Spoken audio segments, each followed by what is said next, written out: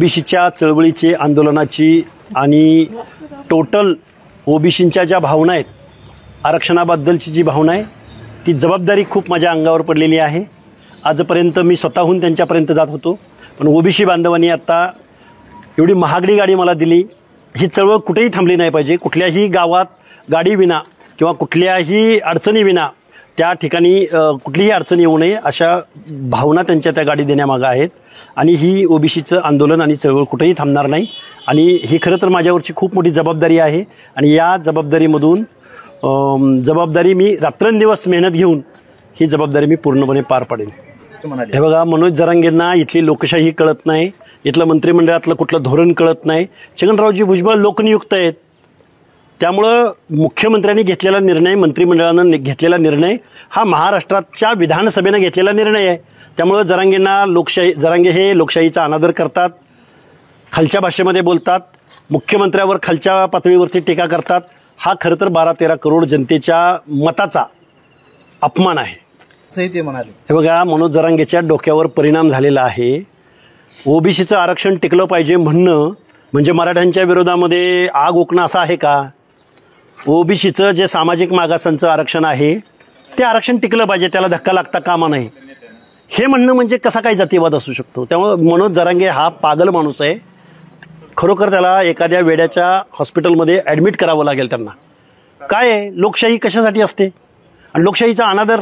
अरे मुख्यमंत्र्यांनी घेतलेला निर्णय आहे तो, आणि तुम्ही विधानसभेला आपटून बसला ना जरांगे। तुम्हाला 4 माणसं निवडून देता आली नाहीत, तुम्ही ज्या मतदारसंघात बसला तिथला माणूस तुमचा पराभूत झाला।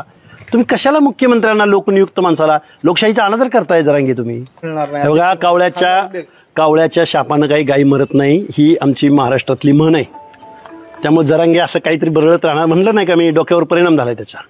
आता जरांगे पाटील हे मुंबईकडे कूच करणार आहेत, तर तुमची काय पवित्र? ज्या दिवशी जरांगे ओबीसी मधूनच आरक्षण पाहिजे अशी अडेल तट्टूपणाची भूमिका घेऊन जर मुंबईला जाऊन उपोषणाला बसणार असतील, त्याच दिवसापासून आम्ही नांदेडच्या माळेगाव खंडोबापासून आमचा ओबीसीच्या हक्क अधिकाराचा लॉंग मार्च मुंबईच्या दिशेने चालू राहील। आणि आम्ही प्रत्येक ठिकाणी जाऊ, तालुका प्लेसला जाऊ, गावावरती जाऊ, आमच्या ऊर्जास्थळावरती जाऊ, ओबीसी बांधवांना एकत्र करू, ओबीसी बांधवांना हक्क अधिकाराची जाणीव करून देऊ।